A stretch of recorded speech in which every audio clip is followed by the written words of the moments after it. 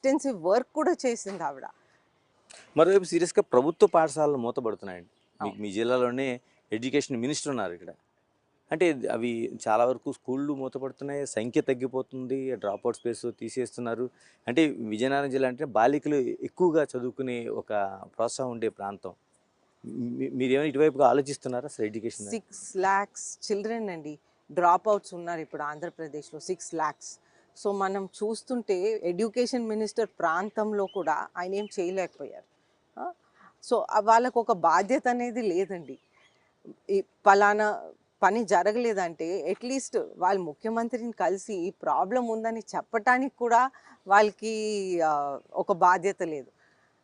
ఇప్పుడు సపోజ్ మన ఏరియాలో నేను చెప్తున్నాను, డ్రగ్స్ విచ్చలవిడిగా దొరుకుతుంది. అయితే మన ఎమ్మెల్యే గారు బాధ్యత తీసుకొని చెప్పాలి కదండి ముఖ్యమంత్రికి, ఈ ప్రాబ్లం ఉంది, మనం ఎలాగా అది పరిష్కారం చేయాలనేది.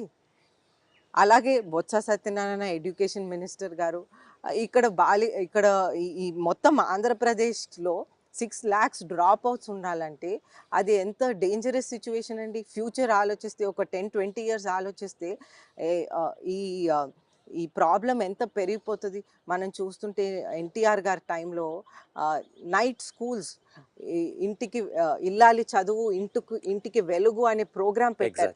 అంటే మహిళలు కూడా, ఓల్డర్ పీపుల్ కూడా చదవాలనే ఉద్దేశంతో వారు పెట్టారు. ఈ అందరూ ప్రజలు చదువుకోవాలనే ఉద్దేశంతో అది పెట్టారు.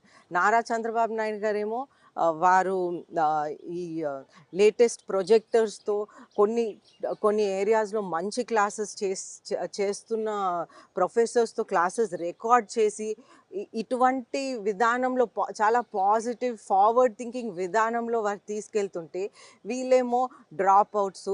మళ్ళీ ఒక పెద్ద ప్రాబ్లం ఏంటంటే తెలుగుని తీసేశారండి. సో చాలా వరకు లోవర్ ఇన్కమ్ గ్రూపే గవర్నమెంట్ స్కూల్స్లో చదువుతారు. ఈ లోవర్ ఇన్కమ్ గ్రూప్స్ డైరెక్ట్గా ఇంగ్లీషే చదవాలంటే వాళ్ళు చాలా భయం పడిపోతున్నారు. సో న్యాచురల్గా వాళ్ళకి ఏం అర్థం అవ్వదు. చిన్న పిల్లోడు స్కూల్కి వెళ్తే వాళ్ళు తెలుగులో మాట్లాడితే ఫస్ట్ వచ్చి స్లోగా ఇంగ్లీష్ కొద్దిగా నేర్పించాలి. తెలుగు కూడా ఉండాలి, ఇంగ్లీష్ కూడా ఉండాలి.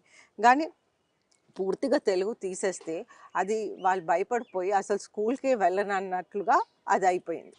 ఇక్కడ నేను లోకల్ ఎమ్మెల్యే దగ్గరికి వస్తాను. ఇక్కడ లోకల్ ఎమ్మెల్యే కూడా మీకు